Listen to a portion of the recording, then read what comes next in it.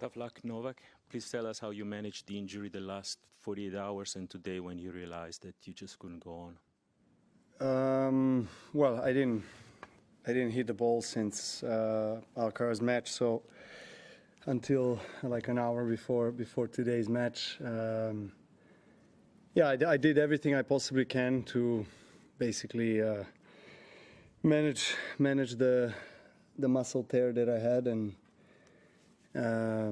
yeah, medications and I guess the strap and the physio work helped to some extent today, but yeah, towards the end of that first set, I just started feeling more and more pain, and it was too much to handle for me at the moment. So yeah, unfortunate ending, but I tried.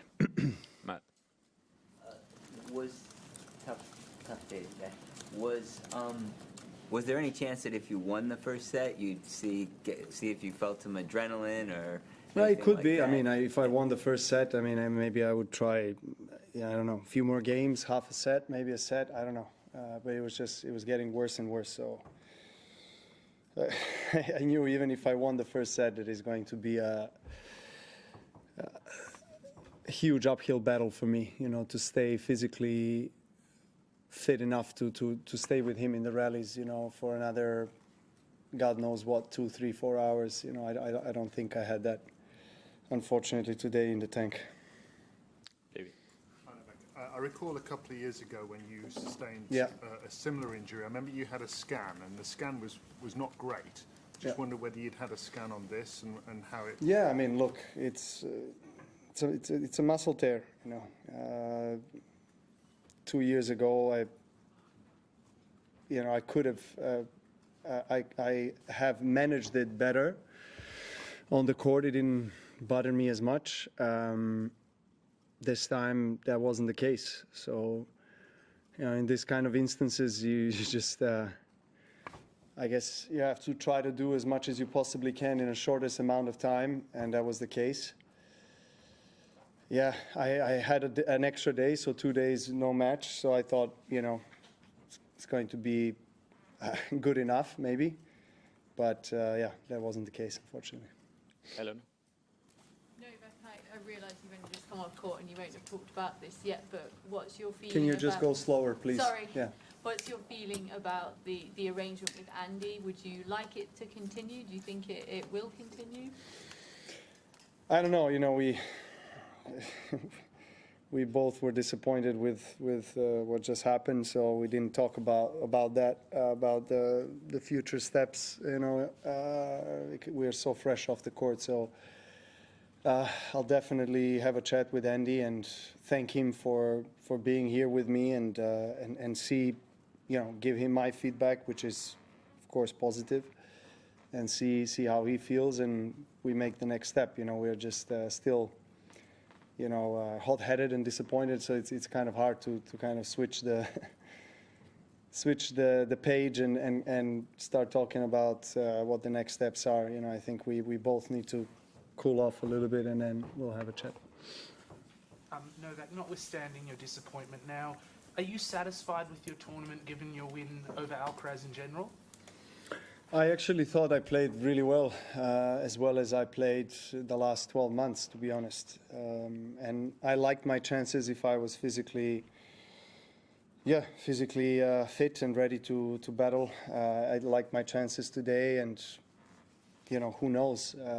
Of course, it was never going to be an easy battle or an easy match for me. I mean, neither it was for Sasha, even if I was not injured. But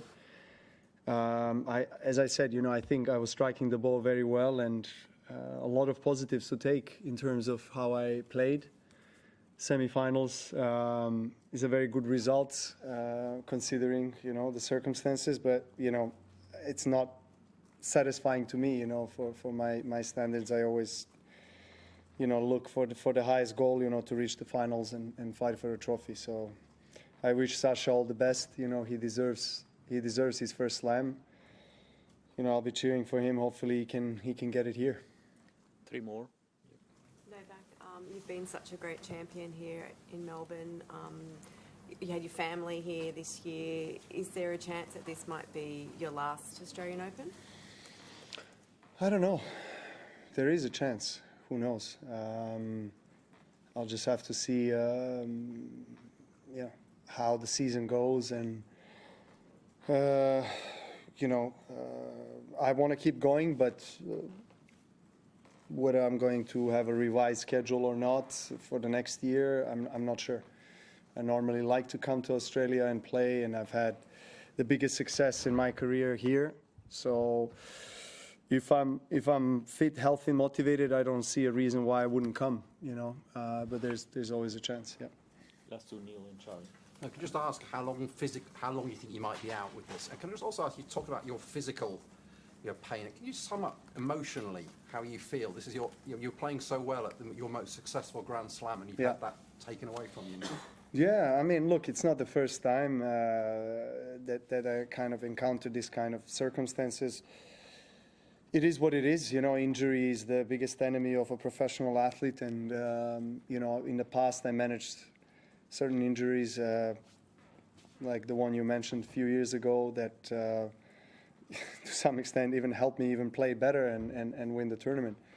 But yeah, it wasn't to be this time, and that's okay.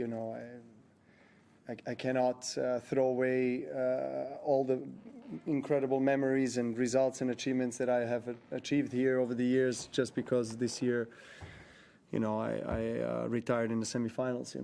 I still, of course, now freshly off the court, I'm disappointed and upset. But at the same time, Australia always will stay in my head, in my heart, as the best slam that I've ever played and ever performed on. So.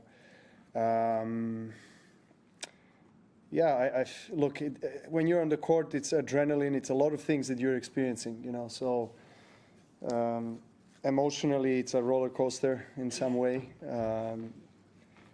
In some instances or some phases of the match you feel better, some you're feeling almost anxious. So you have to weather that storm.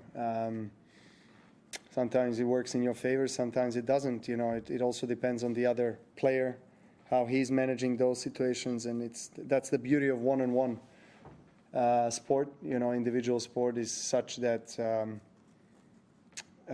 there's no replacement, there is no substitution. I could not go out now after first set and somebody comes in for me, and then I rest for an hour, maybe come back for the next match, and my team wins. It doesn't happen in our sport. If you in a way don't show up, and if something is wrong, you're out. So, but that's the sport we're part of. I love it. I think it has given me the opportunity to be here. So there's a lot to be grateful for and really proud of. I know that, like you say, we've become so used to putting off these miraculous physical recoveries. How much of a worry is it that at the French in here? Sorry, I didn't answer your question. You asked me how long. Yeah, sorry, I will answer. Yeah, I don't know, to be honest. I have to examine more this injury. When I go back home now to Europe, I will get together with the medical team and my physios and try to understand what we can do in the quickest way to recover and get back on track. I still have a Doha tournament in a few weeks' time that is scheduled. Whether I'm going to play it or not, it really does depend on how quickly I recover. But I had success with the quick recoveries in the past. Let's see. It just depends on the muscle and how it responds to the treatment.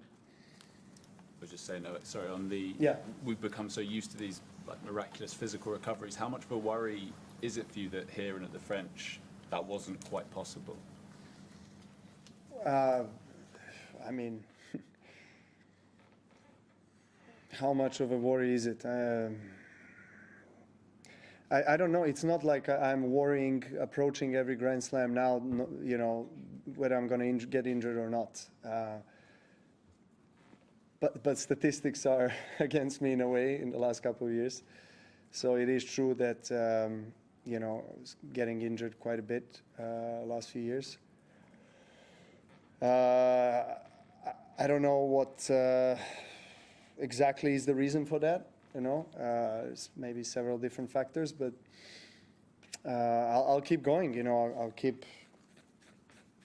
striving to win more slams, and as long as I feel that I want to put up with all of this, I'll be around.